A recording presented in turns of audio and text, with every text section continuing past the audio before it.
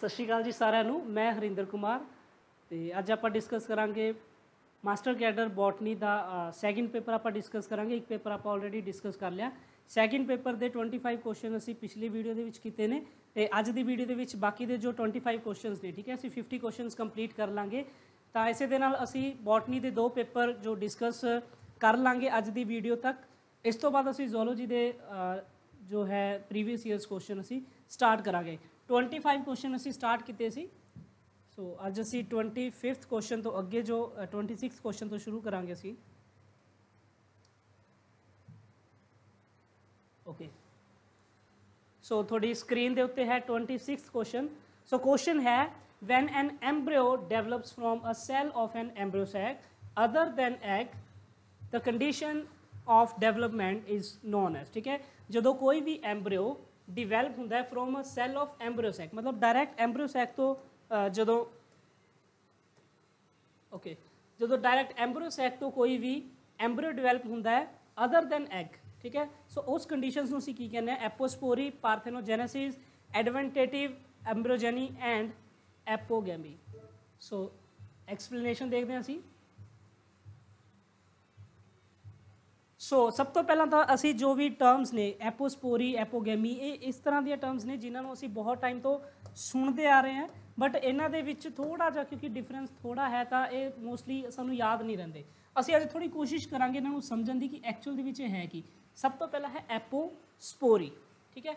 ਐਪੋਸਪੋਰੀ is the development of gametophyte from the cells of sporophyte without the formation of spores। so देखो definition ਦੇ ਵਿੱਚ ਤਿੰਨ ਚੀਜ਼ਾਂ ਦੀ ਗੱਲ ਚੱਲ ਰਹੀ ਹੈ। ਗੈਮੀਟੋਫਾਈਟ ਦੀ ਗੱਲ ਚੱਲ ਰਹੀ ਹੈ, ਸਪੋਰੋਫਾਈਟ ਦੀ ਗੱਲ ਚੱਲ ਰਹੀ ਹੈ ਤੇ ਸਪੋਰਸ ਦੀ ਗੱਲ ਚੱਲ ਰਹੀ ਹੈ। ਡੈਫੀਨੇਸ਼ਨ ਸਾਡੀ ਹੈ ਐਪੋਸਪੋਰੀ। ਸੋ ਇਹਦੇ ਵਿੱਚ ਕੀ ਹੈ? ਜਿਵੇਂ ਐਪੋਸਪੋਰੀ ਹੈ, ਐਪੋਗੈਮੀ ਹੈ। ਜੇ ਸਪੋਰੀ ਹੈ ਤਾਂ ਉਸ ਦੇ ਵਿੱਚ ਕੀ ਹੈ? ਉਸ ਦੀ ਫਾਰਮੇਸ਼ਨ ਤੋਂ ਵਿਦਾਊਟ। ਜੇ ਇੱਥੇ ਐਪੋਸਪੋਰੀ ਹੈ ਤਾਂ ਮਤਲਬ without formation of spores. So development of gametophyte from the cells of sporophyte from without the formation of spore। so ਐਪੋਸਪੋਰੀ ਸਾਨੂੰ ਪੁੱਛਿਆ ਗਿਆ ਸੀ ਸਪੋਰੀ। ਸੋ ਜੋ ਸਾਨੂੰ ਮਤਲਬ ਐਪੋਸਪੋਰੀ ਹੈ, ਐਪੋਗੈਮੀ ਹੈ। ਜੇ ਸਪੋਰੀ ਹੈ ਤਾਂ ਉਸ ਦੇ ਵਿੱਚ without the formation of that word, ਮਤਲਬ without the formation of spore ਤਾਂ apospory, without the fusion of gametes, gametes ਦੀ ਗੱਲ ਹੈ ਤਾਂ ਐਪੋਗੈਮੀ। ਸੋ ਇਸ ਤਰ੍ਹਾਂ ਥੋੜ੍ਹਾ ਸਮਝਣ ਦੀ ਕੋਸ਼ਿਸ਼ ਕਰੋ ਡੈਫੀਨੇਸ਼ਨ ਨੂੰ, ਕਿਉਂਕਿ ਮੋਸਟਲੀ ਕਿਉਂਕਿ ਡਿਫਰੈਂਸ ਥੋੜ੍ਹਾ ਬਹੁਤ ਹੋਣ ਕਰਕੇ ਸਾਨੂੰ समझ नहीं आती है। So apospory is the development of gametophyte from the cells of sporophyte without the formation of spores. Apogamy is the development of sporophyte from a cell of embryo sac gametophyte other than oosphere without the fusion of gametes. Parthenogenesis बिल्कुल अलग चीज़ है उन्होंने। तो the formation of an embryo from unfertilized egg, ठीक है, unfertilized egg तो embryo बनना, that is parthenogenesis। and adventative embryogeny is an embryo develops from a cell of an embryo sac other than egg, ठीक है। egg तो बिना embryo sac तो embryo develop होवे, that is adventative embryo जो embryogeny है, the right option जो है that is adventative embryogeny।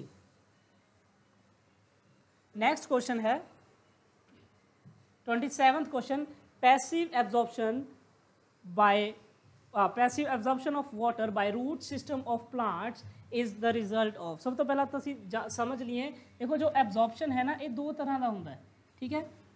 एक तो एक्टिव एब्जॉर्प्शन एंड दूसरा यस पैसिव एब्जॉर्प्शन, ठीक है। एक्टिव एब्जॉर्प्शन जिहदे विच एनर्जी रिक्वायर्ड होवे, ठीक है, एनर्जी रिक्वायर्ड हो मतलब ATP रिक्वायर्ड होवे। तो पैसिव जो है विदाउट एनर्जी, ठीक है, मतलब एनर्जी की जो रिक्वायरमेंट नहीं होंगी। तो इत्थे सानू पैसिव बारे पूछा गया है, that passive absorption of water by root system of plant, ठीक है। कोई भी प्लांट है उसका जो रूट सिस्टम है उसके विच पैसिव एब्जॉर्प्शन जो हो रही है इज़ द रिजल्ट ऑफ। तो पैसिव एब्जॉर्प्शन नाल की होएगा? Forces created in the cells of roots, increase respiratory activities in the root cells, osmotic force in the shoot system, tension on the cell sap due to transpiration. So एक बार असीं explanation देख ली यदि वैसे भी सानू चलो इत्थों भी असीं थोड़ा दिमाग लगाइए जी आंसर का। सो पहला तो तुहानूं दिता है कि पैसिव एब्जॉर्प्शन नाल फोर्स क्रिएट होणगियां सैल्स ऑफ रूट दे विच, चलो ठीक है असीं समझ मन सकते हैं। इंक्रीज रेस्पिरेटरी एक्टिविटीज़, देखो रेस्पिरेशन का I don't think so absorption नाल कोई लिंक हो सकता है, सो मैं इसनूं एलिमिनेट ही करूँगा। Osmotic force in the shoot system, osmotic force जो है उसका रिलेशन जो है वो ਕੰਸਨਟ੍ਰੇਸ਼ਨ ਗ੍ਰੇਡੀਐਂਟ ਨਾਲ ਹੈ, ਠੀਕ ਹੈ। ਮਤਲਬ ਇੱਕ ਜਗ੍ਹਾ ਤੇ ਹਾਈ ਕੰਸਨਟ੍ਰੇਸ਼ਨ ਹੈ ਤਾਂ ਲੋ ਕੰਸਨਟ੍ਰੇਸ਼ਨ ਵੱਲ ਜਾਂਦਾ ਹੈ, but I don't think so ਕਿ ਪੈਸਿਵ ਐਬਜ਼ੌਰਪਸ਼ਨ ਸਾਨੂੰ ਇਸ ਤਰ੍ਹਾਂ ਦਾ ਕੁਝ ਦਿਖਦਾ ਹੈ, ਠੀਕ ਹੈ। ਬਾਕੀ tension on the cell sap due to transpiration, tension ਕੀ ਹੁੰਦਾ ਹੈ ਐਕਚੁਅਲ ਦੇ ਵਿੱਚ? ਟੈਂਸ਼ਨ ਇੱਕ ਫਿਜ਼ਿਕਸ ਦਾ ਵਰਡ ਹੈ, that is pulling force, you can say pulling force, ਮਤਲਬ ਇਸ ਤਰ੍ਹਾਂ ਦੀ ਫੋਰਸ ਜੋ ਕਿਸੇ ਚੀਜ਼ ਨੂੰ ਖਿੱਚ ਰਹੀਆਂ ਨੇ। ਜੇ ਰੂਟਸ ਦੇ ਵਿੱਚ ਕੋਈ ਇਸ ਤਰ੍ਹਾਂ ਦੀ ਟੈਂਸ਼ਨ ਲੱਗ ਰਹੀ ਹੈ, ਠੀਕ ਹੈ, ਉਸ ਦਾ ਜੋ ਸੈਲ ਸੈਪ ਹੈ ਜ਼ਾਈਲਮ ਦੇ ਵਿੱਚ ਉਹ ਉੱਤੇ ਨੂੰ ਜਾਵੇ, ਠੀਕ ਹੈ, ਟਰਾਂਸਪੀਰੇਸ਼ਨ ਜੋ ਹੈ ਉਹਨੂੰ ਖਿੱਚਿਆ ਉਹਦੇ ਵੱਲ, ਠੀਕ ਹੈ। ਸੋ ਆਈ ਥਿੰਕ ਇਹ ਹੋ ਸਕਦਾ ਹੈ, ਬਟ ਸਟਿਲ ਅਸੀਂ ਇੱਕ ਵਾਰ ਚੈੱਕ ਕਰ ਲਈਏ। ਸੋ ਪੈਸਿਵ ਐਬਜ਼ੌਰਪਸ਼ਨ ਪੁੱਛਿਆ ਗਿਆ ਸੀ, ਸੋ ਯੈਸ ਰਾਈਟ ਆਂਸਰ ਸਾਡਾ ਟਰਾਂਸਪੀਰੇਸ਼ਨ ਹੈ। ਟਰਾਂਸਪੀਰੇਸ਼ਨ ਪੁਲ ਜੋ ਹੈ that generate a tension in the continuous water column in the xylem element, xylem element ਦੇ ਵਿੱਚ ਇੱਕ continuous water column ਦੀ tension create ਹੁੰਦੀ ਹੈ, ਠੀਕ ਹੈ। tension again ਮੈਂ ਤੁਹਾਨੂੰ ਦੱਸਿਆ ਹੈ tension ਕੀ ਹੈ, tension is a pulling force, मतलब कोई खिंचाव वाली जो है force है, which lifts up the water and also responsible for absorption of water, ठीक है। जे इस तरह root system है, so root system तो इस तरह कोई चीज़ ऊपर ਨੂੰ आ रहा है, ठीक है, ट्रांसपीरेशन हो रही है। So it does not require energy, इस एनर्जी की लोड़ नहीं है, तो ये पैसिव है, सानू क्वेश्चन भी पूछा गया सी। And it takes place towards the gradient, ठीक है, टूवर्ड्स द ग्रेडियंट जा रही है। So the correct answer is option D, that is जो है tension created by transpiration. Transpiration की है, it is a loss of excess water. Next question, which one of the following activity is performed by molybdenum in plant metabolism. Molybdenum ਇੱਕ chemical ਕੌਂਸਟੀਟਿਊਂਟ ਹੈ। ਸੋ ਇਹਨਾਂ ਦੇ ਵਿੱਚ ਇਹਨਾਂ ਪ੍ਰੋਸੈਸ ਦੇ ਵਿੱਚ ਕਿੱਥੇ ਜੋ ਹੈ ਮੋਲੀਬਿਡਨਮ ਦਾ ਯੂਜ਼ ਹੁੰਦਾ ਹੈ? Number 1 translocation of solutes, number 2 tryptophan synthesis, tryptophan synthesis ਤੋਂ ਬਾਅਦ ABS ਸਿੰਥੇਸਿਸ ਹੈ, then ਨਾਈਟ੍ਰੇਟ ਰਿਡਕਸ਼ਨ ਹੈ। So the right answer is that molybdenum is a micro nutrient, ਠੀਕ ਹੈ। ਸਾਡੇ ਕੋਲ ਨਿਊਟ੍ਰੀਐਂਟਸ ਦੋ ਤਰ੍ਹਾਂ ਦੇ ਨੇ, macro and micro, and molybdenum ਜੋ ਹੈ that is a micronutrient. It is absorbed by the plant in the form of molybdenate ions. It is a component of several enzymes including nitrogenase and nitrate reductase, ठीक है। nitrogenase and nitrate reductase ਦਾ ਜੋ ਹੈ ਇਸ ਦੇ ਵਿੱਚ use है molybdenum the. thus it is involved in the plant metabolism in nitrate reduction, ठीक है। nitrate reduction ਇਹ ਜੋ मतलब nitrate reduction ਜਾਂ dehydrogenase एक्टिविटीज़ ने ਇਹ ਨਾਈਟ੍ਰੋਜਨ ਮੈਟਾਬੋਲਿਜ਼ਮ ਜਾਂ ਨਾਈਟ੍ਰੋਜਨ ਤੁਸੀਂ ਫਿਕਸੇਸ਼ਨ ਬਾਰੇ ਸੁਣਿਆ ਹੋਵੇ ਉੱਥੇ ਹੁੰਦੀਆਂ ਨੇ, ਠੀਕ ਹੈ। So the correct answer is nitrate reduction. ਜਦੋਂ ਨਾਈਟ੍ਰੇਟ ਤੋਂ ਨਾਈਟਰਾਈਟ ਬਣਦਾ ਹੈ ਤਾਂ ਉੱਥੇ ਅਸੀਂ ਇੱਕ ਐਂਜ਼ਾਈਮ ਯੂਜ਼ ਕਰਦੇ ਹਾਂ, that is nitrate reductase. So that catalyse the conversion of nitrate into nitrite. ਇਹ ਵੀ ਤੁਸੀਂ ਜੋ ਇਕੁਏਸ਼ਨ ਹੈ ਇਹਨੂੰ ਯਾਦ ਜ਼ਰੂਰ ਕਰਨਾ ਹੈ, ਦਿਸ ਇਜ਼ ਵੈਰੀ ਇੰਪੋਰਟੈਂਟ। ਕਈ ਵਾਰ ਇਹ ਵੀ ਪੁੱਛ ਲਏ ਜਾਂਦੇ ਨੇ कि केड़ी चीज़ किस कन्वर्ट हो रही है, तो उत्थे किस तरह का एंजाइम यूज़ हो रहा है। So the right answer is option C. Next question है, conversion of pyruvic acid into ethyl alcohol is facilitated by which one of the following enzyme, ठीक है। पायरुविक एसिड का इथाइल एल्कोहल दे विच जो कन्वर्जन होता है, देखो सब तो पहला तो ध्यान नाल समझो, रेस्पिरेशन का क्वेश्चन है। रेस्पिरेशन ਦੇ ਵਿੱਚ ਸਭ ਤੋਂ ਪਹਿਲਾਂ ਤਾਂ ਸਿੰਪਲ ਜੋ ਇੱਕ ਸਾਈਕਲ ਚੱਲਦਾ ਹੈ ਗਲਾਈਕੋਲਿਸਿਸ, ਠੀਕ ਹੈ। ਸਾਈਟੋਪਲਾਜ਼ਮ ਦੇ ਵਿੱਚ ਚੱਲਦਾ ਹੈ ਗਲਾਈਕੋਲਿਸਿਸ, ਠੀਕ ਹੈ। ਇਹ ਸਾਈਟੋਪਲਾਜ਼ਮ ਦੇ ਵਿੱਚ ਚੱਲਦਾ ਹੈ।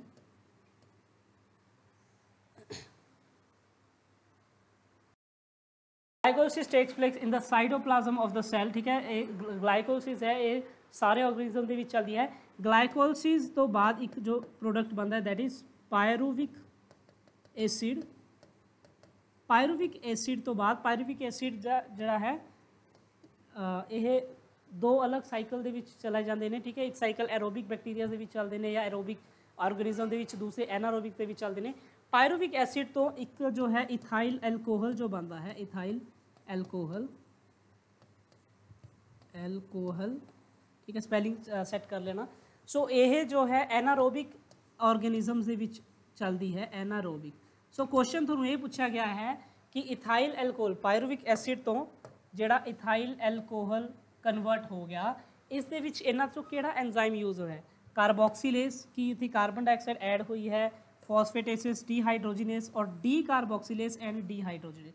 सो the right option is D carboxylase and dehydrogenase, ठीक है। दोनों एंजाइम ने डी कार्बोक्सिलेस मतलब कार्बन जो ग्रुप है, कार्बन जो है उन्होंने रिमूव करता डी मतलब रिमूवल, एंड डी हाइड्रोजनस, हाइड्रोजन भी इथों रिमूव करता। सो the right option is option D.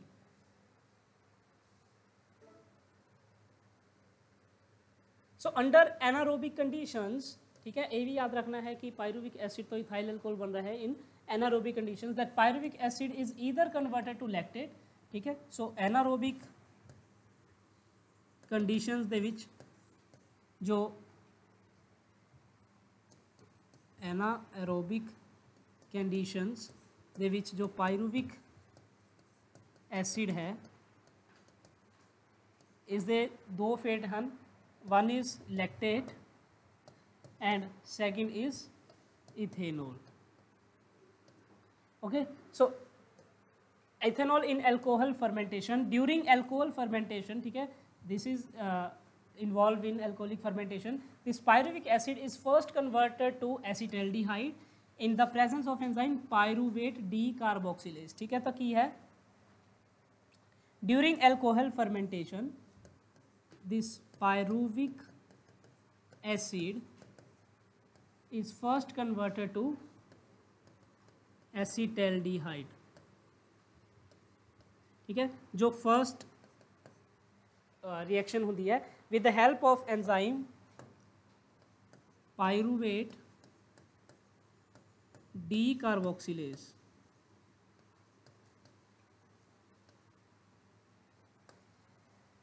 and then this acetaldehyde is converted into ethyl alcohol with the help of enzyme dehydrogenase, dehydrogenase. So both these enzymes, that is pyruvate decarboxylase and dehydrogenase, are involved in the formation of ethyl alcohol from this pyruvic acid. So the right option is option D.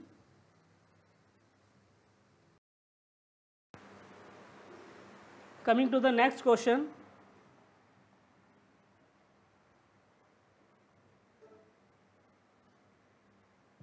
Thirtieth question, that during photosynthesis the oxygen is evolved from which one of the following, okay, so this is very common question and this is important also. During photosynthesis the oxygen is involved from which one of the following, okay, so you know that कि photosynthesis के time पे जो carbon dioxide plus water जो है, ठीक है, it give rise to C6H12O6, ठीक है, glucose.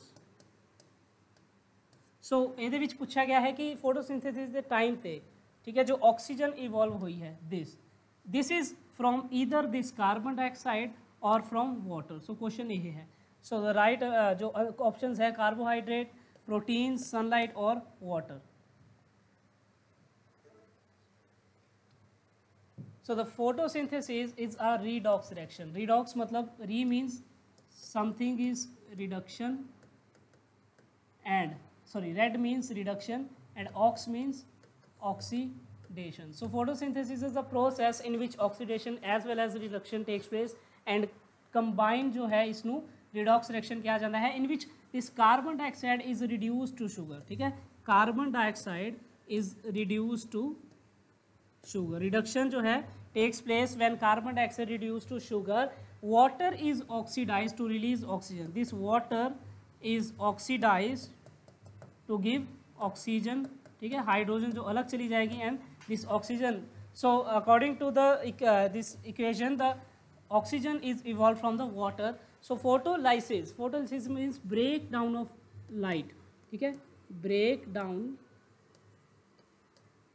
Of light. This refers to the light dependent split of water molecule which occurs during the photosynthesis. The process of photosynthesis provide electron, ठीक है, जिस time पे फोटो जो है break down होएगी light, it give rise to electrons, mineral ions required for the process of photosynthesis that are manganese, calcium and chlorine. ਤੁਹਾਨੂੰ ਇਹ question भी पूछा जा सकता है कि फोटोसिंथेसिस टाइम पे इलेक्ट्रॉन ਦੇ ਨਾਲ ਹੋਰ ਕਿਹੜੇ-ਕਿਹੜੇ ਮਿਨਰल्स जो है प्रोड्यूस होंगे ने, दैट आर मैंगनीज, ठीक है, मैंगनीज है, कैल्शियम है and chlorine. So this is also important. Coming to the next question. 31st question है the maximum rate of photosynthesis is occur in blue light, red light, blue and green light, blue और red light. Again important question है, बहुत ही common question है। So light is an essential factor for the photosynthesis. As we all know that कि light जो है that is essential factor for photosynthesis. There is a linear relationship between incident light and carbon dioxide fixation at low light intensity. At high light intensity देखो जो तो low light intensity है मतलब light there is a linear relationship between incident light and carbon dioxide. मतलब जे एक side ते असी carbon dioxide fixation लिख लिए तो एक साइड ते असी इंसीडेंट लाइट लिख लिए तो इन्हां दे विच एक लीनियर रिलेशन है। मतलब जिस तरह इंसीडेंट लाइट इंक्रीज होंदी जाएगी कार्बन डाइऑक्साइड फिक्सेशन भी इंक्रीज होंदी जाऊगी but at low light intensity. But जे यही लाइट इंटेंसिटी बहुत ज़्यादा हो जाए so the gradually rate does not show further increase. ठीक है, पर यही जे हाई इंटेंसिटी लाइट ते होवे हाई इंटेंसिटी ते सो इस दे विच पहला इस तरह जाएगी बट उस तो बाद ये कुछ इस तरह का ग्राफ शो करेगी मतलब नो इनक्रीज। इस तो अगे किसी भी तरह का इनक्रीज इस दे विच देखने को नहीं मिलेगा as other factors become limiting. Light between 400 to 700 nanometre wavelength constitute the photosynthetically active radiation. Most important जो पॉइंट है that is PAR। PAR is photosynthetically active radiation that ranges from 400 to 700 nanometer of the wavelength. So the maximum absorption of light by chlorophyll A occurs in red and blue region of the absorption spectrum so that the rate of photosynthesis is maximum in red and blue light। ठीक है, सब तो ज़्यादा जो है red and blue light दे विच जो absorption है देखने को मिलता है। मिनिमम जो फोटोसिंथेसिस है it's take place in the green light. Why? Because the minimum absorption of chlorophyll A occurs in the green region because plants themselves are green. क्योंकि प्लांट ऑलरेडी ग्रीन ने, ठीक है, due to the colour of pigment. इस करके जो सब तो minimum absorption है लाइट दी that occurs in green light. So the right option is option D, that is the maximum rate of photosynthesis occurs in blue and red light. Coming to the next question, which one of the following auxin is widely used as a selective weedicide? ठीक है, weedicide मतलब which kill the weeds। ठीक है, weeds unwanted plants जो ने, ठीक है, unwanted plants, ठीक है। so ये जिन्ने भी तुसी देख रहे हो एग्जाम्पल्स दे और ऑक्सीजन डेरिवेटिव्स, ठीक है। IBA है, IBA that is indole butyric acid. तुसी ये भी याद रखने ने क्योंकि कई बार पूछ ले जाते हैं। इंडोल ब्यूटरिक एसिड 2,4-D, ठीक है। NA that is naphthalene acetic acid and 2,4,5-T। सो इन्हों के विचों केड़ा जो है वो वीडीसाइड है, ठीक है, जो वीड्स नू किल करने लिए यूज होता है that is 2,4-D is the right option. Next question is which one of the following activities in plants is controlled by abscisic acid. ठीक है, abscisic acid is a type of hormone.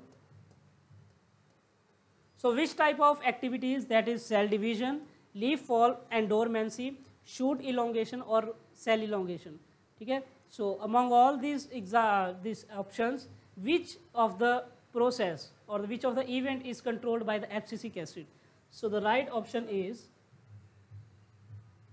abscisic acid, a plant hormone that plays important role in abscission। ठीक है, abscission means that is कोई भी जो for example if there is a leaf, ठीक है,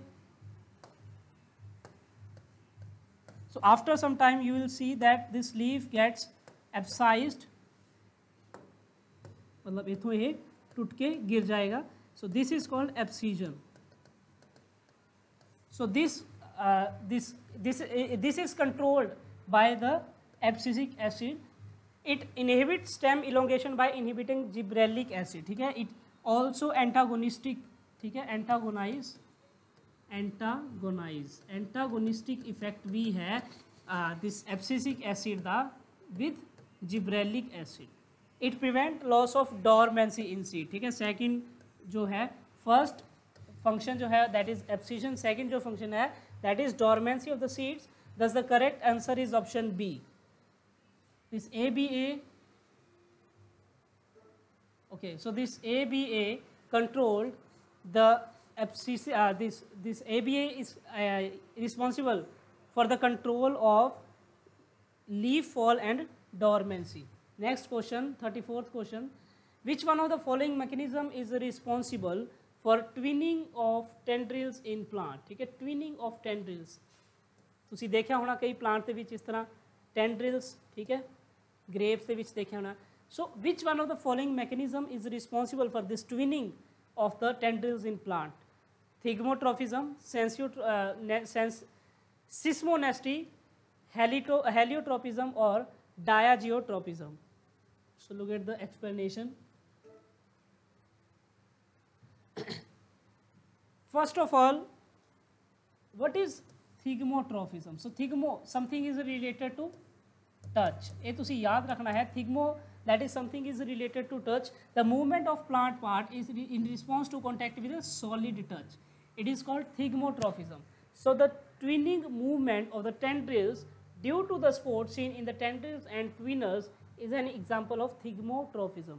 ਤੁਸੀਂ ਯੂਜੂਅਲੀ ਦੇਖਿਆ ਹੋਣਾ ਕਿ ਤੁਹਾਡੇ ਘਰਾਂ ਦੇ ਵਿੱਚ ਵੀ ਤੁਸੀਂ ਕੋਈ ਵੇਲ ਦੇਖੀ ਹੋਣੀ ਹੈ, ਠੀਕ ਹੈ, ਜੋ ਇਸ ਤਰ੍ਹਾਂ ਕਿਸੇ ਵੀ ਦੀਵਾਰ ਦੇ ਨਾਲ ਲੱਗ ਜੇ ਜਾਂ ਕਿਸੇ ਦੂਸਰੇ ਪਲਾਂਟ ਦਾ ਸਹਾਰਾ ਲੈ ਕੇ ਉਸ ਦੇ ਉੱਤੇ ਜਾ ਰਹੀ ਹੈ, ਠੀਕ ਹੈ। So this type of activities are included in thigmotrophism, that is something related to solid touch. Second is seismonesty. First is thigmotrophism, then seismonesty is the nestic response of a plant to touch or vibration. Dropping of leaf of Mimosa pudica, that is there is a common plant that is called छुई मुई, ठीक है, आप सुनिया होएगा तुसी mimosa pudica. Upon touching it's use to seismonasty, ठीक है, जे तुसी उन्होंने टच कर दो तो उसके जो लीव्स ने they get enclose, this is seismonasty. Heliotropism is a growth movement और bending of stem in the direction of light, ठीक है, जिस साइड ते लाइट जा रही है उसी साइड दे विच जो स्टेम दी बेंडिंग है तुसी देखिया होना किसी प्लांट दे विच, this is called heliotropism. The last is diageotropism. In a plant responds to give gravity such that it grows horizontal to the gravity, ठीक है, gravity के according, ठीक है, कोई चीज़ चलती है, there can be positive geotropic, ठीक है, they can be negative geotropic. So साढ़े तो क्वेश्चन पूछा गया सी ट्विनिंग मूवमेंट का, सो the right option is option A, that is thigmotropism. I hope कि तुहानू समझ आया होवे। 35th क्वेश्चन है sorry, when the plants are grown in a magnesium deficient, ठीक है, कोई भी प्लांट तुसी ग्रो किया है, कोई भी सॉइल है nutrient medium, this is magnesium deficient, ठीक है, उसके विच मैग्नीशियम की कमी है, but urea rich soil, the symptom shown in the plants are. So इस तरह के कंडीशन के तुसी प्लांट के किस तरह के सिम्पटम देखोगे, yellowish leaves, colourless petiole, dark green leaves और the death of shoot apex. इस दे रेफरेंस के मैं तुहानू दसदा कि इस तरह के क्वेश्चन बहुत बार पूछे जाते हैं, ठीक है। मिनरल न्यूट्रिशन वाला तुसी चैप्टर पढ़िया होना, प्लांट फिजियोलॉजी यूनिट का ही चैप्टर है, उसके तुहानू पूछा जा सकता है कि किस न्यूट्रिएंट की कमी करके किहड़ा सिम्पटम दिखता है, या जो किसी प्लांट के इस तरह का सिम्पटम दिख रहा है तो उसके किस तरह का न्यूट्रिएंट जो है वो डेफिशिएंट है। सो एक बार थोड़ा लुक एट दिस डायग्राम, थोड़ा जा एक आइडिया ले लो, ठीक है। अलग अलग तुहानू दिखाए हुए ने कलर, जिमें सब तो पहला असी नीचों लवांगे, ठीक है। मैग्नीशियम का ही पूछा गया है, मैग्नीशियम की डेफिशिएंट नाल lower leaves turn yellow from outside, this lower leaves turn yellow, ठीक है। आ जो लोअर लीव्स ने दिस टर्न्स येलो, ठीक है, फ्रॉम आउटसाइड। देन पोटाशियम है सॉरी फॉस्फेट है, leaves are darker than usual, ठीक है, बहुत ज़्यादा डार्क लीव्स तुहानू दिखणगे। आ देखो तुसीं देख सकते हो dark leaf, dark. Then carbon dioxide की जो कमी हो जाए, so there is a white deposit stunted growth plants die back. ठीक है, डाई बैक एक कंडीशन है प्लांट पैथोलॉजी ਦੇ ਵਿੱਚ ਤੁਸੀਂ ਪੜ੍ਹੀ ਹੋਣੀ ਹੈ। सो कार्बन डाइऑक्साइड की कमी करके देखोगे, मैंगनीज करके you will see some yellow spots. ठीक है, you will see some yellow spots, elongated holes between the veins. ठीक है, वीन्स ਦੇ ਵਿੱਚ ਤੁਸੀਂ कुछ इस तरह होल्स देखोगे। Then potassium yellowing at tips and edges. ठीक है, मतलब टिप्स तो सिर्फ टिप्स तो या किनारियां तो you will see some yellowing. Then iron yellow और वाइट न्यू लीव्स। ठीक है, येलो जो नवे लीव्स होंगे, ठीक है, नवे लीव्स वो थोड़े येलो कलर के दिखणगे। Calcium stunted and misshapen new leaves. Stunted मतलब जिन्हों की ग्रोथ कोई बहुत वधिया नहीं होंगी, this is known as stunted. Nitrogen light green upper leaves yellow and shrivel. ठीक है, शिवल मतलब थोड़ी मुरझाए हुए लाइट ग्रीन। इस दे विच हालांकि बहुत थोड़े न्यूट्रिएंट्स जो सिम्पटम दिखाए ने, तुसी किसी चंगी बुक दे विचों इन्हां नूं देख लिओ। ठीक है, उत्थे तुसी समझ सकते हो कि होर किहड़े-किहड़े सिम्पटम्स ने। सो तुसी मैग्नीशियम की गल कीती सी, क्वेश्चन सानूं पुछया गया सी sorry, when the plants are grown in magnesium deficient nutrient medium but urea rich soil the symptom shown in the plants are, ਇਹਦਾ जो राइट आंसर है that is option A yellowish leaves. ठीक है, ਅਸੀਂ ਇੱਥੇ ਵੀ ਆਹੀ ਪੜਿਆ मैग्नीशियम ਦੇ lower leaves turns yellow. Next question, which one of the following prevent the fall of fruits from the tree. इन्हां विचों किहड़ा है जो प्रिवेंट करता है फॉल ऑफ फ्रूट। ठीक है, which prevent fall of fruit from the tree. Gibberellic acid, naphthalene acetic acid, ethylene और zeatin. ठीक है, so the right answer is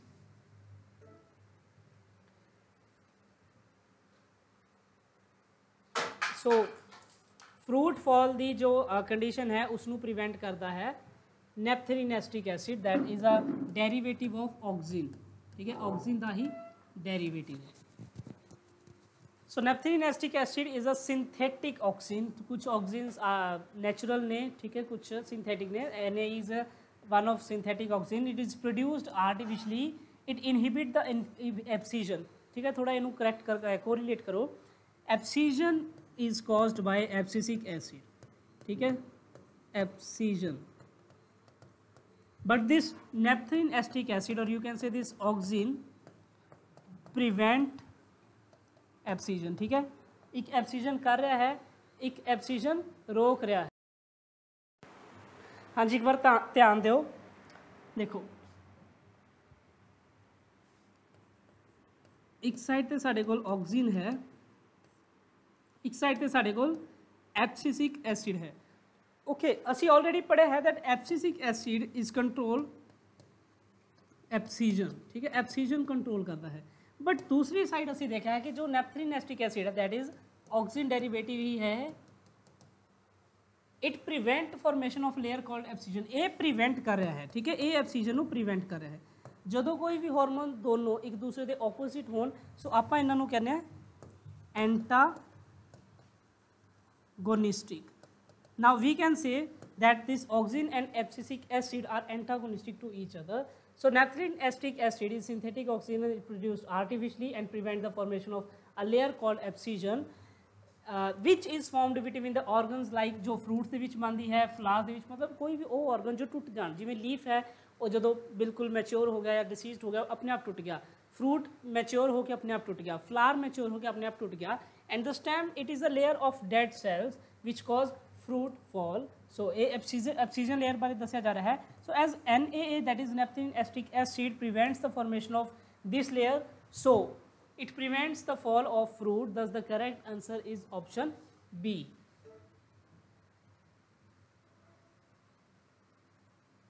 next question है 37th क्वेश्चन है,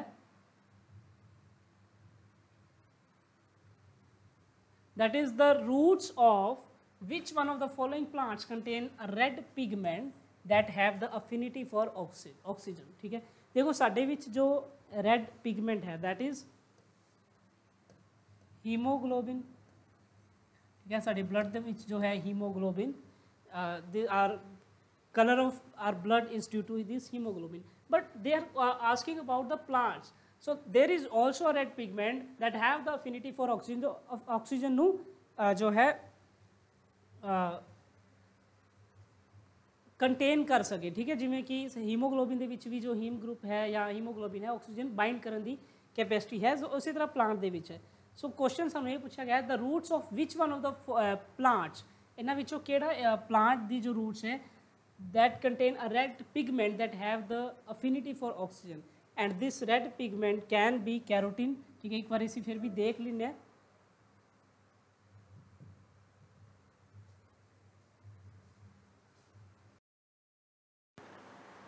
Sorry, the leguminous plants have root nodules, ठीक है। ਤੁਸੀਂ ਕੋਈ ਵੀ leguminous plants, leguminaceae family ਦੇ ਤੁਸੀਂ ਕੋਈ ਵੀ plant ਦੇਖੋਗੇ then you will see कुछ इस तरह रूट नोड्यूल्स लगे होंगे उन्होंने रूट्स के विच, ठीक है। इस तरह रूट नोड्यूल्स लगे होंगे जिन्हें भी तुसी लिग्यूमिनेसी फैमिली के मैंबर्स देखे होंगे, ठीक है। जो तुसी उन्होंने रूट्स देखो तो you will see some root nodules, ठीक है। इस तरह root nodules and nodules contain a red colour, इन्होंने नोड्यूल्स के विच there is a red colour pigment, ठीक है, red colour pigment. So this red colour pigment in the nodules called leghaemoglobin. देखो जोड़ लो, रैड ब्लड सैल्स जो साडी body दे विच ने red colour है उन्होंने असी हीमोग्लोबिन कहने हैं, इन्हां दे विच असी वर्ड करांगे लैग हीमोग्लोबिन, ठीक है। This is lag haemoglobin pigment the oxygen carrier, ये ऑक्सीजन नूं की है कैरी करता है, ऑक्सीजन नूं की है कैरी करता है। ब्लड भी ऑक्सीजन कैरी करते हैं। सो असी वैसे टैक्नीकली तो नहीं बट असी कह सकते हैं कि प्लांट्स के विच भी ब्लड है, ब्लड की तरह ही कोई चीज़ है, कोई मॉलिक्यूल है that is like haemoglobin which is present in the root nodules of leguminosae family और the legume plants that keeps the level of molecular oxygen that is O2। Molecular oxygen मतलब O2 low inside the bacteria. Soybean, soybean is belongs to this leguminosae, ठीक है। Legumes ने थोड़े जिन्हें भी दालां ने, इवन सोयाबीन है, ठीक है। इस तो बिना मूंगफली भी है थोड़ी, ठीक है, तुसी जो भी जो नाम है, ठीक है। इस तरह के जिन्हें भी प्लांट्स ने जो लिग्यूमिनेसी फैमिली के मैंबर ने they all contain root nodule as well as leghaemoglobin. The right option is option B that is soybean. Next question है generative cell was destroyed by laser but a normal pollen tube was still formed because, ठीक है। generative cell तुसी reproduction in flowering plants ਦੇ ਵਿੱਚ ਪੜਿਆ ਹੋਣਾ, ठीक है। there is a generative cell, मान लो ये generative cell है, generative cell it was destroyed by laser, ठीक है। laser कोई टेक्निक है, this can be destroyed by laser but a normal pollen tube was still form, but still फिर भी एक जो नॉर्मल पोलन ट्यूब है, ठीक है, जो कुछ इस तरह की जो आप ट्यूब पोलन ट्यूब पड़ी है वो फिर भी बन गई। क्यों?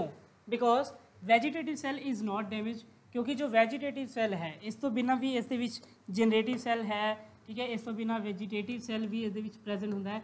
सो फर्स्ट के पूछा गया कि क्योंकि इस वैजीटेटिव सैल है जो है वो डैमेज नहीं होया जिस करके पोलन ट्यूब बन गई।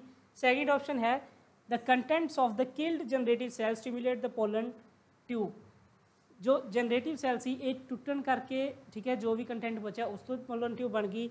Laser beam stimulated the growth of pollen tube, laser beam करके जो है पोलन ट्यूब स्टिमुलेट हुई है। वैसे आई डोंट थिंक सो कि इस ऑप्शन को कंसीडर करना चाहिए, क्योंकि इस तरह का कोई मैकेनिज्म नहीं है कि तुसी लेज़र बीम लगाओ तो उस तो पोलन ट्यूब बन जाए। आई डोंट थिंक सो।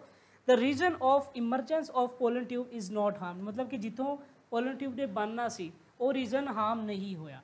सो चार ऑप्शन के विच असीं देखते हैं कि साडी राइट जो आंसर है, okay. So the laser irradiation treatment of plant and seeds is considered a new technology in the field of agriculture. The effect of different type of laser irradiation on plants and seeds showed positive result, ठीक है। मतलब कि जो radiations ने उन्होंने करके बहुत एक एग्रीकल्चर के फील्ड में काफ़ी एप्लीकेशंस देखिया गई ने जर्मीनेशन एंड ग्रोथ को लैके। The generative cell was destroyed by laser but a normal pollen tube was still formed because vegetative cell is not damaged। तो ਤੁਹਾਨੂੰ ਇਸ ਕਿਸੇ क्वेश्चन तो दो चीज़ां होर पता लग गई कि मान लो किसी सैल दे विच दो सैल ने, एक वैजीटेटिव सैल है एक जेनरेटिव सैल। सो ये वैजीटेटिव सैल अगे ग्रोथ करके पोलन ट्यूब बनाएगा, ठीक है, पोलन ट्यूब। सो जे ये दूसरा जो जनरेटिव सैल है ये जे डिस्ट्रॉय हो भी गया तो कोई गल नहीं, क्योंकि वैजीटेटिव सैल हजे बचा होया सी जिस करके जो पोलन ट्यूब बन गई। सो the right option is option A, ठीक है, राइट ऑप्शन जो है वो ऑप्शन ए है। फिर भी तुम एक बार ऑप्शन ए देख लो, option A see that vegetative cell is not damage, जिदे करके जो पोलन ट्यूब है वो बन गई। नेक्स्ट है 39th क्वेश्चन है a population of genetically identical individual obtain from asexual reproduction is known as. So ये कोई ज़्यादा दिमाग लगाने की लोड़ नहीं है। सो ए सैक्शुअल रिप्रोडक्शन नाल जो भी प्रोडक्ट बनता है this is called clone which is morphologically, ठीक है, या फिर तुसी सिंपल कह लो which is identical copies. Identical copies मतलब बिल्कुल same, phenotypic as well as genotypic, देखने के भी बिल्कुल सेम ने, जीनोटाइप जो है जीनोम है वो भी बिल्कुल सेम है, दीज आर कॉल्ड क्लोन। सो बहुत ही कॉमन क्वेश्चन है ये। द राइट आंसर जो है that is clone. 40th question which one of the following terms represents a pair of contrasting characters. Contrasting characters ਲਈ ਇਹਨਾਂ ਵਿੱਚੋਂ ਕਿਹੜੀ ਟਰਮ ਹੈ? Homozygous, heterozygous, allelomorph, codominant. देखो होमोजाइगस मतलब कि दोनों ही सेम जो है ट्रेट होण, ठीक है, जे असी टॉल नहीं कर रहे हैं से जे दोनों ही टॉल है तो होमोजाइगस, ठीक है, जे एक टॉल है तो एक डवार्फ है तो जो है हेट्रोजाइगस।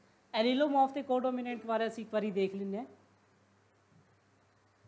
ठीक है। एलीलोमॉर्फ्स की ने, एलीलोमॉर्फ is the another name of allele. What is actually allele? Allele are a pair of alternative form of gene, ठीक है। मान लो कोई जीन है, ठीक है, मान लो कोई जीन है, मैं वैसे ही स्ट्रक्चर बनाती, एक्चुअली भी जीन हो सकता है इस तरह का ना होवे।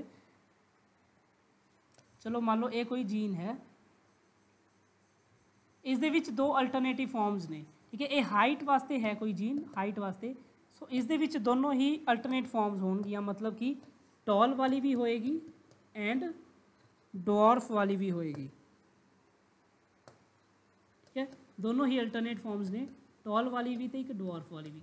सो यह एक एलील है, यह दूसरा एलील है, ठीक है, एक एलील रिप्रेजेंट कर रहा है, यह दूसरा एलील। सो एलील है कि basically allele are a pair है ऑफ अल्टरनेटिव फॉर्म ऑफ एक जीन दियां दो alternative forms, that is allele.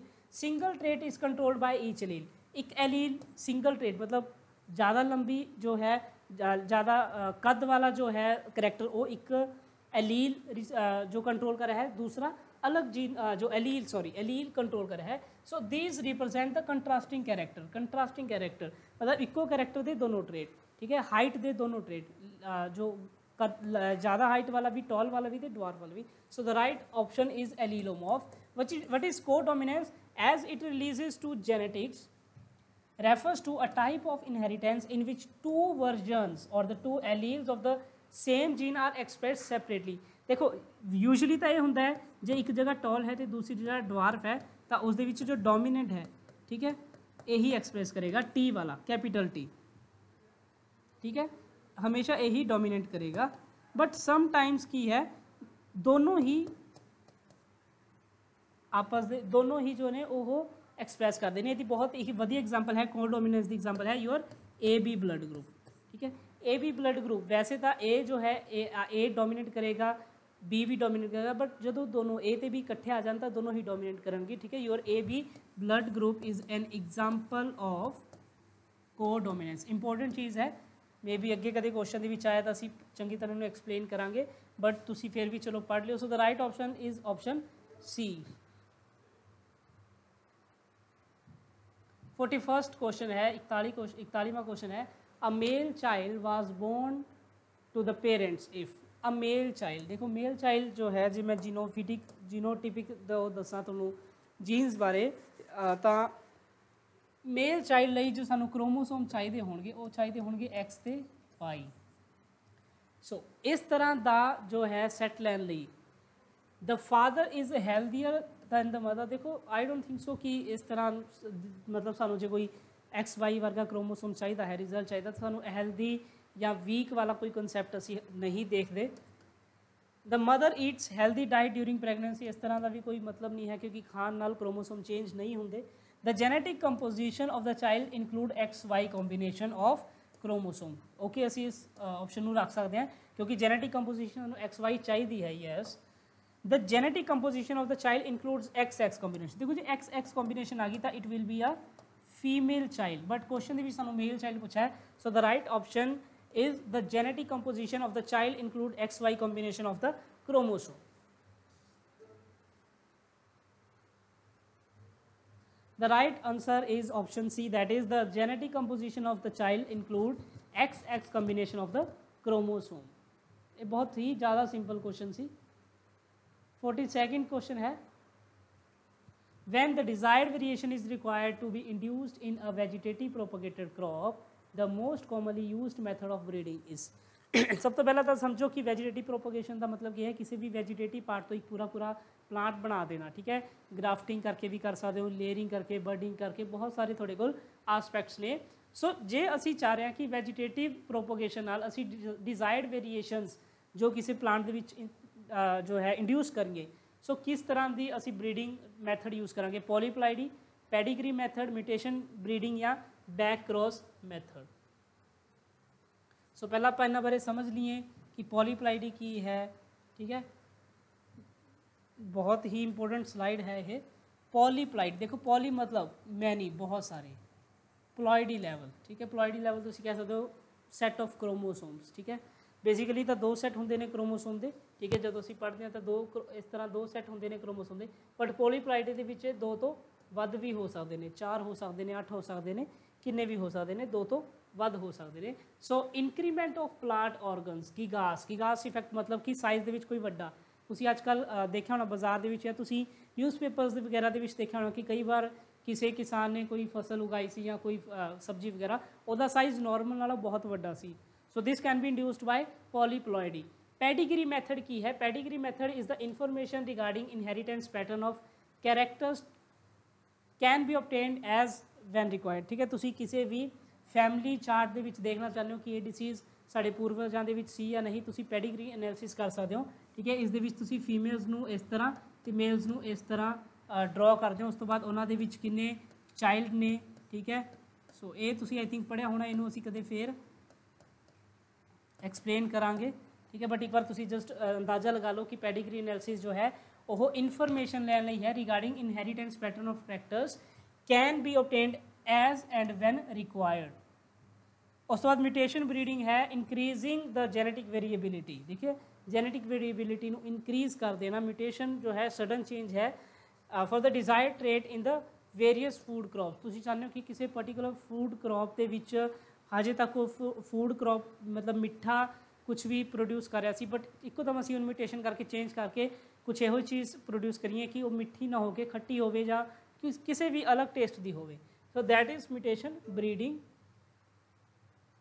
Back cross method की है टू मूव वन और the only a few desirable genes from an agronomically poor crop line to a new line, ठीक है। This is called back cross method. तो सानू question दे विच की पूछा गया सी, सानू क्वेश्चन दे विच पूछा गया सी दैट कि वैजीटेटिव प्रोपोगेशन क्रॉप दे विच तुसी एक जिहड़ी डिजायर्ड वेरीएशन जो रिक्वायर्ड है, सो इन्हां विचों किस तरीके नाल तुसी इंड्यूस करा सकते हो। सो द राइट जिहड़ा ऑप्शन है that is option B, and option B जो है दैट इज़ म्यूटेशन ब्रीडिंग, ठीक है। इत्थे गलत है, इनू प्लीज़ तुसी करैक्ट कर लेना। The right option is correct option जो है that is option B, mutation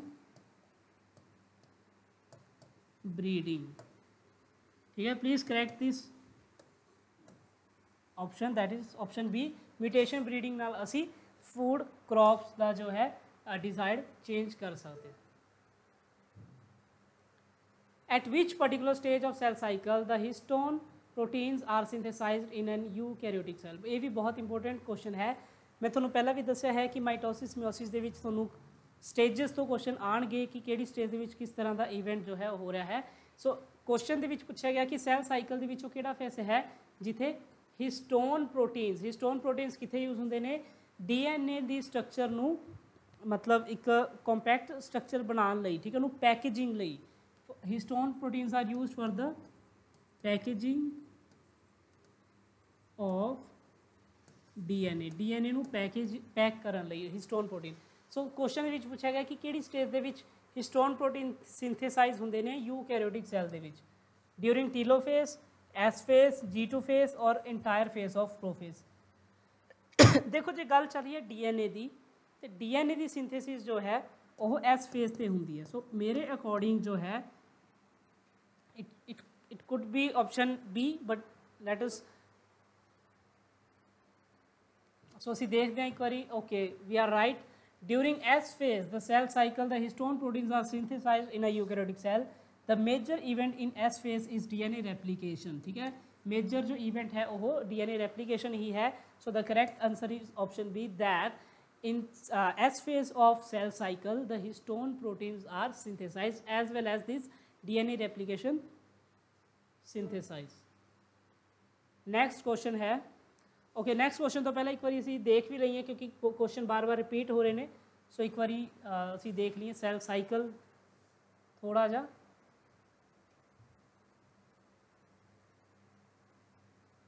okay so in cell cycle basically there are two phase one is interphase and second जो है वो एम फेस है ठीक है हुण इस इंटरफेस दे विच जिहड़े सैल साइकिल है that is G1 phase, S phase and G2 phase. G1 phase ਦੇ ਵਿੱਚ ਕੀ ਹੈ this is the period of cell growth before the DNA is duplicated. DNA duplication ਤੋਂ ਪਹਿਲਾਂ ਵਾਲਾ ਜੋ phase ਹੈ this interface begins in daughter cell. G1 phase ਤੋਂ ਬਾਅਦ S phase ਆਏਗਾ.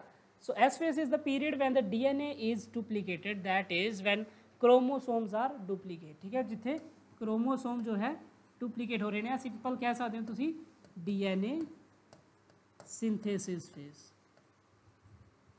then G2 फेज है period after DNA is duplicated cell prepare for division इत्थे सैल जो है इट प्रिपेयर फॉर डिवीजन उस तो बाद जो है मोस्ट इंपोर्टेंट जो है फेज है that is M phase the mitosis phase जिस दे विच अगे होर भी फर्दर डिवीजन है starts from prophase metaphase anaphase and telophase ठीक है प्रोफेज मेटाफेज एनाफेज टीलोफेज के सैल डिवाइड होता है एंड दैन साइटोप्लाज्म डिवाइड हो गया मतलब कि किसी टाइम एक सैल तो चलिया सी ठीक है इथों एक सैल तो चलिया सी वंस एक सैल जो है डिवाइड कर गया एंड दैन दो सैल बन गए ठीक है so this is a complete cell cycle and these are called daughter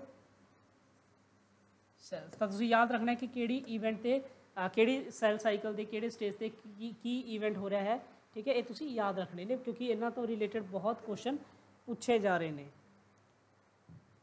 ठीक है this is also from cell cycle कि एम फेज दे जब डिटेल देखिए सो उस दे विच प्रो फेज दे विच की हो रहा है ठीक है मेटाफेज दे विच एनाफेज टीलोफेज एंड साइटोकाइनेसिस दे विच की हो रहा है ठीक है ये तुसीं पढ़ लेना मैं तुहानूं थोड़े नाल जो PDF है वो शेयर कर दूंगा टैलीग्राम ग्रुप के उत्ते सो क्योंकि बहुत सारे स्टूडेंट मेरे टैलीग्राम ग्रुप पे ऐड ने मैं उत्थे रिलेटेड जो मटीरियल है वो सेंड करता रहना ठीक है तुसी वीडियो दे विच कमेंट बॉक्स दे विच मैं सब तो पहला इसका थोड़ा लिंक मिल जाएगा टैलीग्राम ग्रुप का you will click on that link and join the Telegram group to get material regarding this master cadre exam ठीक है मेरी PDFs ने वीडियोज़ दे लिंक्स ने ठीक है या होर जो भी बुक्स ने जो सानू रिक्वायर्ड ने और तुसी उतो डाउनलोड कर सकते हो coming to the next question 44th question in meiosis the daughter cells differ from parent cells as well as amongst themselves due to ठीक है मियोसिस दे विच जे गल करिए जो डॉटर सेल्स है they are differ from parent cell या साडे विच भी गल लगा लो we are differ from our parent cells as well as amongst themselves क्यों असी डिफर है segregation independent assortment and crossing over segregation and crossing over independent assortment and crossing over and segregation and independent assortment देखो सब तो पहला तो जरूरी है थोड़ा ये पता होवे कि segregation independent assortment and crossing over ਦਾ ਮਤਲਬ ਕੀ ਹੈ? ਠੀਕ ਹੈ, ਦੇਖੋ ਸੈਗਰੀਗੇਸ਼ਨ ਦਾ ਮਤਲਬ ਹੁੰਦਾ ਹੈ ਕਿਸੇ ਚੀਜ਼ ਨੂੰ ਸੈਗਰੀਗੇਟ ਕਰ ਦੋ, ਠੀਕ ਹੈ, ਸੈਗਰੀਗੇਟ ਕਰ ਦੇਣਾ। ਸੈਗਰੀਗੇਟ ਕਰਨ ਦਾ ਮਤਲਬ ਕਿਸੇ ਚੀਜ਼ ਨੂੰ ਯੂ ਕੈਨ ਕਹਿ ਸਕਦੇ ਹੋ ਅਲੱਗ ਕਰ ਦੋ, ठीक है, मतलब हाइट वाले जो जीन्स ने एक साइड पे हो जाएंगे, कलर वाले एक साइड पे, सो इस तरह सैग्रीगेट कर दो कैरेक्टर्स को। इंडिपेंडेंट असॉर्टमेंट, देखो नाम तो पता लग रहा है इंडिपेंडेंट, मतलब किसी दूसरे से डिपेंडेंट नहीं है। जे मैं गल करा कि जरूरी नहीं है कि लंबी हाइट वाला बंदा गोरा होवे, सो हाइट का जो जीन है वो कलर वाले जीन्स नाल मतलब कि इंडिपेंडेंट है, अलग ने, सो एक दूसरे का मतलब कि हाइट का कलर नाल कोई कह दो लिंक नहीं हो सकता कि जरूरी नहीं कि लंबी हाइट वाला बंदा गोरा हो, so they are independent assorted. Crossing over मतलब at the time of meiosis this chromosomes get separated, अलग अलग हो गए, ठीक है, because of this crossing over, या उन्होंने जो कैरेक्टर्स ने, ठीक है, मतलब कि जो ये पैटर्नल क्रोमोसोम है एंड ये मैटरनल क्रोमोसोम है, सो म्योसिस के टाइम पर इत्थे क्रॉसिंग ओवर होंदी है, ठीक है। सो इसका जो रिजल्ट बनेगा कुछ इस तरह बनेगा,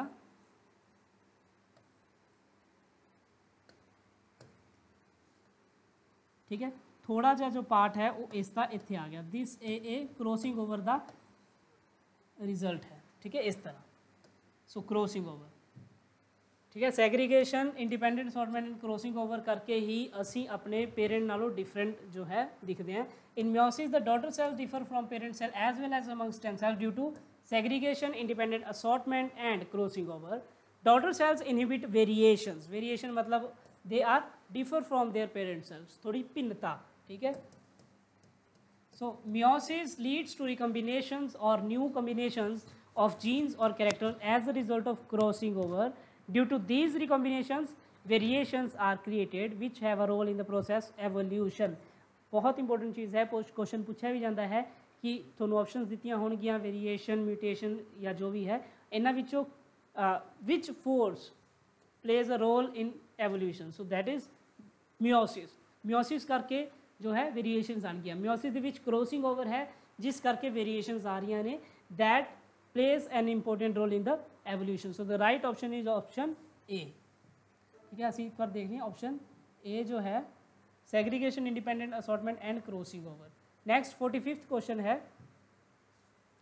the idea of natural selection as an fundamental process of evolutionary changes was conceived by Charles Darwin and Wallace in 1859, by Charles Darwin in 1866, by Wallace and by Jagdish Chandra Bose, ठीक है। सो जड़ा नेचुरल सिलेक्शन इन्होंने क्या सी, that natural selection is a fundamental process of evolutionary change, it was conceived bye, so it was conceived by Charles Darwin and Alfred Russel Wallace, मतलब दोनों ने ही ये थ्योरी दी थी, डार्विन ते वेलेक ने। So they had a contrasting view about the fact that the species with useful adaptation, मतलब जो भी species दे कोल एक useful adaptation है environment ਨੂੰ adapt ਕਰਨ ਲਈ, they are more likely to survive and produce progeny। जिन्नी कोई species ज़्यादा adapt कर सकती environment ਨੂੰ, उन्नी ज़्यादा survive करेगी and उन्नी ही progeny produce करेगी, ठीक है। So thus the frequency of useful adaptation increase generation after generation, the limited resources available in an environment promote competition, ठीक है। सो लिमिटेड रिसोर्स ने इन्वायरमेंट दे विच, सो स्पीशीज़ दे विच कंपीटिशन इंक्रीज होंदा है, in which organisms of the same or different species struggle to survive, ठीक है, स्ट्रगल करते हैं, कंपीटिशन होंदा है। सो कंपीटिशन किस लिए होंदा, it can be for food, space and mates that occurs, the less well adapted individual must die, ठीक है, जो स्ट्रगल नहीं करेंगे वो मर जाएंगे, ठीक है, या फिर वो रिप्रोडक्शन नहीं कर पाएंगे, एंड जो रिप्रोडक्शन ही ना कर पाए उन्होंने दी स्पीशीज़ जो है वो ख़त्म हो जाएगी। So those who are better adapted to survive and reproduce, hence the option D, ठीक है। सो क्वेश्चन की सी कि जो नेचुरल सिलेक्शन है, natural selection as fundamental process for evolutionary change, that is given by Charles Darwin and Alfred Russel Wallace in 1859, ठीक है। Important question है, एवोल्यूशन दे विच बहुत बार पूछे गए ने क्वेश्चन कि केड़ी थ्योरी केड़े साइंटिस्ट ने दी है, सो याद करना है। एक क्वेश्चन रिपीट होया है काफ़ी बार, which one of the following gases provided the carbon skeleton of living things during origin of life. Origin of life दे विच तुसी थ्योरीज प्लीज़ पढ़ लेना, उन्होंने विचों बहुत सारी हेडलाइन दी थ्योरी है, ठीक है, या जो भी है ਤੁਸੀਂ ਦੇਖ ਲੈਣਾ। ਸੋ ਉਹਨਾਂ ਦੇ ਵਿੱਚ ਪੁੱਛਿਆ ਗਿਆ ਹੈ ਕਿ ਕਿਸ ਤਰ੍ਹਾਂ ਦੀਆਂ ਗੈਸਿਸ ਜੋ ਨੇ ਉਹ ਪ੍ਰੋਵਾਈਡ ਕੀਤੀਆਂ ਗਈਆਂ ਸੀ ਜੋ ਐਕਸਪੈਰੀਮੈਂਟ ਹੋਇਆ ਸੀ। ਸੋ ਦ ਪ੍ਰੀਮਿਟਿਵ ਐਟਮੋਸਫੇਅਰ ਜੇ ਅਸੀਂ ਗੱਲ ਕਰੀਏ ਜਿਸ ਟਾਈਮ ਤੇ ਅਰਥ ਹਜੇ ਜਸਟ ਅਰਥ ਦਾ ਓਰੀਜਨ ਹੋਇਆ ਹੀ ਹੈ, ਠੀਕ ਹੈ, ਹੋਇਆ ਸੀ, ਉਸ ਟਾਈਮ ਤੇ ਜੋ ਗੈਸਿਸ ਮਿਲੀਆਂ ਨੇ ਅਰਥ ਦੇ ਉੱਤੇ ਮਿਲਦੀਆਂ ਸੀ, that is ammonia, methane and cyanide from in atmosphere. So the right option is option B, ठीक है, मीथेन। सो क्वेश्चन थोड़ा जा ये भी देख लो, क्वेश्चन के लिखा है कार्बन स्केलेटन, तो थोड़ा पता ही है मीथेन का फॉर्मूला CH4 है, ठीक है।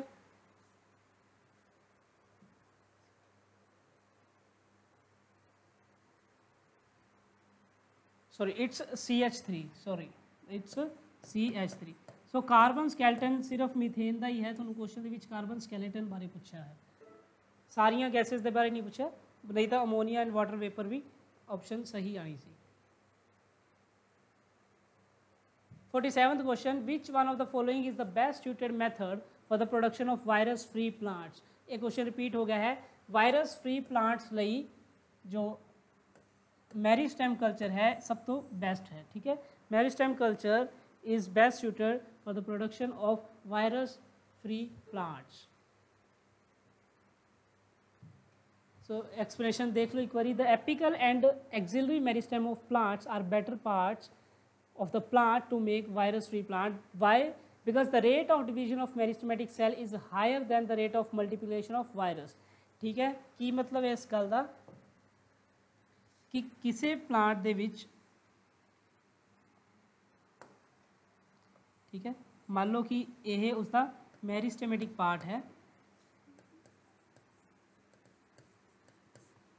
इस पार्ट की जो डिवीजन है, जे तुसी इनू थोड़ा ध्यान नाल देखो, इस पार्ट की जो डिवीजन है it is more than division of या multiplication of virus. So virus इन्नी छेती मल्टीप्लाई नहीं कर पाएगा जिन्नी जल्दी ये पार्ट कर जाएगा। सो जे तुसी इस प्लांट नू टिशू कल्चर दे विच यूज़ करके मतलब कोई भी अगे जो टिशू कल्चर टेक्निक करते हो, सो वायरस फ्री प्लांट तुहानू मिल सकते हैं। So meristematic cells are free of virus though the whole plant is infected with the virus। चाहे पूरा पूरा plant virus ਨਾਲ infected है, मेरिस्टेम कदे भी infected नहीं होएगा। With the use of this meristem, a healthy plant can be recovered from the diseased plant through the micropropagation method। Important question है, बहुत ही common question है। So ਅਸੀਂ almost question ਦੇ end तक पहुँच रहे हैं। We are coming to the 48th question। The first genetically modified organism was created, ठीक है। सो द राइट ऑप्शन देखो, तुसी ये सुनिया भी होना बहुत बार, मूवीज़ च देखा होना या एक्चुअल दे विच लैब्स देखा होना। सब तो ज़्यादा जो एक्सपेरिमेंट्स ने they are performed on mice और माउस, ठीक है। So the right option will be mice, ठीक है। The first genetically modified animal a mice was created in 1974 by Rudolf Jaenisch. Second last question है, which one of the following is the best use to introduce genes in a dicot plant, ठीक है। Dicot plant दे विच genes introduce करने लई इन्हां चारां विचों इलैक्ट्रोपोरेशन, पार्टिकल एक्सेलरेशन, माइक्रो इंजैक्शन और TI प्लाज्मिड, ठीक है। इन्हां विचों किहड़ा यूज़ किया गया है डायकोट प्लांट दे विच। सो the right option is TI plasmid. TI plasmid तो भी बहुत बार क्वेश्चन पूछे गए ने। एग्रो बैक्टीरियम, ठीक है, ट्यूमेफेशियंस। मैं इससे अलग तो एक जरूर वीडियो बनाऊंगा क्योंकि बहुत बारी क्वेश्चन इन्हें तो पूछे गए ने, ठीक है। So this is also called natural genetic engineer plant. Important है बहुत ज़्यादा, ठीक है। TI प्लाज्मिड इससे आप एक अलग तो कोशिश करांगे कि वीडियो बनाइए। Coming to the last question, the competition for light, nutrient and space is most severe between. देखो कंपटीशन की गल की गई है कि कंपटीशन जड़ा है वो लाइट वास्ते हो या न्यूट्रिएंट या स्पेस वास्ते, वो सब तो ज़्यादा कितने देखने को मिलता है। फर्स्ट ऑप्शन थोड़ी है closely related organism growing in different निच, कि बिल्कुल इको जो क्लोजली रिलेटेड स्पीशीज़ ने पर वो किसी डिफरेंट निश या डिफरेंट प्लेसिस पर रह रही ने। नो, ਬਿਕੋਜ਼ ਜੋ ਸਪੀਸ਼ੀਜ਼ ਅਲੱਗ-ਅਲੱਗ ਨਿਸ਼ 'ਤੇ ਰਹਿ ਰਹੀਆਂ ਨੇ ਉਹਨਾਂ ਦੇ ਵਿੱਚ ਕੰਪੀਟੀਸ਼ਨ ਹੋ ਹੀ ਨਹੀਂ ਸਕਦਾ। ਠੀਕ ਹੈ, ਸਾਡਾ ਅਮਰੀਕਾ ਨਾਲ ਕੀ ਕੰਪੀਟੀਸ਼ਨ ਹੈ। ਇੱਕ ਕਾਮਨ ਜੀ ਗੱਲ ਹੈ, ਵੈਸੇ ਇਕੋਲੋਜੀ ਦੇ ਵਿੱਚ ਬੇਸਿਕਲੀ ਅਸੀਂ ਹਿਊਮਨਸ ਦੀ ਗੱਲ ਨਹੀਂ ਕਰਦੇ, ਬਟ ਇੱਕ ਸਮਝਣ ਲਈ ਅਸੀਂ ਸਮਝ ਲੈ ਸਕਦੇ ਹਾਂ ਕਿ ਸਾਡਾ ਕਿਸੇ ਡਿਫਰੈਂਟ ਨਿਸ਼ ਨਾਲ ਕੋਈ ਇੰਨਾ ਜ਼ਿਆਦਾ ਰਿਲੇਸ਼ਨ ਨਹੀਂ ਹੈ ਕੰਪੀਟੀਸ਼ਨ ਵਾਸਤੇ। ਸੈਕਿੰਡ ਹੈ ਕੋਜ਼ਲੀ ਰਿਲੇਟਡ ਆਰਗੇਨਿਜ਼ਮ ਗਰੋਇੰਗ ਇਨ ਸੇਮ ਏਰੀਆ ਔਰ ਨਿਚ। ਹਾਂ, ਇਹ ਹੋ ਸਕਦਾ ਹੈ ਕਿ ਇੱਕੋ ਏਰੀਆ ਦੇ ਵਿੱਚ ਰਹਿਣ ਵਾਲੇ ਕਲੋਜ਼ਲੀ ਰਿਲੇਟਡ ਸਪੀਸ਼ੀਜ਼ ਦੇ ਵਿੱਚ, ਠੀਕ ਹੈ, ਕਲੋਜ਼ਲੀ ਰਿਲੇਟਡ ਸਪੀਸ਼ੀਜ਼ ਹੈ ਉਹਨਾਂ ਨੂੰ ਓਨੀ ਹੀ ਲਾਈਟ, ਨਿਊਟਰੀਅਨ ਜਾਂ ਸਪੇਸ ਚਾਹੀਦੀ ਹੋਊਗੀ। ਸੋ ਜੇ ਉਹ ਇੱਕੋ ਹੀ ਜਗ੍ਹਾ 'ਤੇ ਰਹਿਣ ਤਾਂ ਓਬਵੀਅਸਲੀ ਉਹਨਾਂ ਦੇ ਵਿੱਚ ਕੰਪੀਟੀਸ਼ਨ ਹੋਏਗਾ। Distantly related organism growing in the same habitat. Organism distantly related ਨੇ, ਮਤਲਬ ਉਹਨਾਂ ਦੇ ਵਿੱਚ ਰਿਲੇਸ਼ਨ ਕੋਈ ਜ਼ਿਆਦਾ ਨਹੀਂ ਹੈ ਪਰ ਇੱਕੋ ਹੀ ਜਗ੍ਹਾ 'ਤੇ ਰਹਿ ਰਹੇ। ਦੇਖੋ ਜੇ ਸਪੀਸ਼ੀਜ਼ ਆਪਸ ਦੇ ਵਿੱਚ ਮਿਲਦੀਆਂ ਨਹੀਂ, ਹੋ ਸਕਦਾ ਇੱਕ ਜੇ ਡਿਸਟੈਂਟਲੀ ਰਿਲੇਟਡ ਨੇ ਮਤਲਬ ਇੱਕ ਏ ਹੈ ਇੱਕ ਬੀ ਹੈ, ਹੋ ਸਕਦਾ ਏ ਨੂੰ ਲਾਈਟ ਜ਼ਿਆਦਾ ਚਾਹੀਦੀ ਸੀ, ਬੀ ਨੂੰ ਘੱਟ ਚਾਹੀਦੀ ਹੈ। So there is no competition. So distantly related ਦੇ ਵਿੱਚ ਤਾਂ ਮਤਲਬ ਕਿ ਕੋਈ ਤੁਕ ਬਣਦਾ ਹੀ ਨਹੀਂ ਹੈ। ਸੋ ਬੀ ਆਪਸ਼ਨ ਹੀ ਆਪਣੀ ਸਹੀ ਹੋ ਸਕਦੀ ਹੈ, that competition occurs between the closely related organism growing in a same niche or area. Yes, so the right option is option B, that closely related organism growing in the same area or niche due to overproduction of population in the same area or niche। ठीक है, competition ਇੱਥੇ ਹੀ ਜੋ ਹੈ ਉਹ ਸਭ ਤੋਂ ਜ਼ਿਆਦਾ ਹੋਏਗਾ। So this is all about the paper second. ਅਸੀਂ ਅੱਜ ਪੇਪਰ 2 ਦੀ ਗੱਲ ਕੀਤੀ ਸੀ, ਆਪਾਂ ਦੂਸਰਾ ਪੇਪਰ ਵੀ ਅੱਜ ਸੋਲਵ ਕੀਤਾ ਹੈ। ਸੈਕਿੰਡ ਜੋ ਪੇਪਰ ਇੱਕ ਆਲਰੇਡੀ ਕਰ ਲਿਆ ਸੀ, 25 ਕਰਕੇ ਅਸੀਂ 2 ਪਾਰਟਸ ਦੇ ਵਿੱਚ ਵੀਡੀਓ ਕੀਤੀ ਹੈ। ਠੀਕ ਹੈ, ਸੋ ਅੱਜ ਅਸੀਂ ਬੋਟਨੀ ਦੇ 2 ਪੇਪਰ ਕੀਤੇ ਨੇ, ਇਸ ਤੋਂ ਬਾਅਦ ਅਸੀਂ ਜ਼ੂਲੋਜੀ ਦੀ ਸੀਰੀਜ਼ ਵੀ ਸ਼ੁਰੂ ਕਰਾਂਗੇ। ਠੀਕ ਹੈ, ਸੋ ਇਸ ਤੋਂ ਬਾਅਦ ਮੈਨੂੰ ਕਿਉਂਕਿ ਕਾਫੀ ਸਟੂਡੈਂਟਸ ਦੀ ਕੁਐਰੀ ਆ ਰਹੀ ਹੈ ਕਿ ਅਸੀਂ ਫੈਮਲੀਜ਼ 'ਤੇ ਵੀਡੀਓ ਬਣਾਈਏ। ਠੀਕ ਹੈ, ਆਪਾਂ ਟਾਈਮ ਟੂ ਟਾਈਮ ਜਿਵੇਂ ਵੀ ਤੁਹਾਨੂੰ ਠੀਕ ਲੱਗੇ ਆਪਾਂ ਉਸੇ ਹਿਸਾਬ ਨਾਲ ਪ੍ਰੋਵਾਈਡ ਕਰਦੇ ਰਹਾਂਗੇ। ਤੁਸੀਂ ਇਸੇ ਤਰ੍ਹਾਂ ਮੇਰਾ ਸਾਥ ਦਿੰਦੇ ਰਹੋ। ਠੀਕ ਹੈ, ਸੋ ਜੇ ਤੁਸੀਂ ਆਪਣੇ ਕੁਝ ਕੁਐਰੀਜ਼ ਰੱਖਣਾ ਚਾਹੁੰਦੇ ਹੋ ਤੁਸੀਂ ਕਮੈਂਟ ਬਾਕਸ ਦੇ ਵਿੱਚ ਲਿਖ ਸਕਦੇ ਹੋ। ਸੋ ਅੱਜ ਦੀ ਵੀਡੀਓਜ਼ ਆਪਣੀ ਜੋ ਹੈ ਇੱਥੋਂ ਤੱਕ ਹੀ ਸੀ। Thank you so much. ਜੇ ਵੀਡੀਓ ਪਸੰਦ ਆਈ ਹੋਵੇ ਤੇ ਤੁਹਾਨੂੰ ਕੁਝ ਸਮਝ ਲੱਗਿਆ ਹੋਵੇ ਤਾਂ ਵੀਡੀਓ ਨੂੰ ਲਾਈਕ, ਸ਼ੇਅਰ ਤੇ ਸਬਸਕ੍ਰਾਈਬ ਕਰਨਾ ਨਾ ਭੁੱਲਿਓ। ਸੋ ਸਾਡਾ YouTube ਚੈਨਲ ਹੈ ਯੂਨੀਕ ਡਿਜੀਟਲ ਕੈਂਪਸ, ਸੋ ਇਸ ਨੂੰ ਵੱਧ ਤੋਂ ਵੱਧ ਸ਼ੇਅਰ ਕਰੋ ਐਂਡ ਸਬਸਕ੍ਰਾਈਬ ਕਰੋ। Thank you.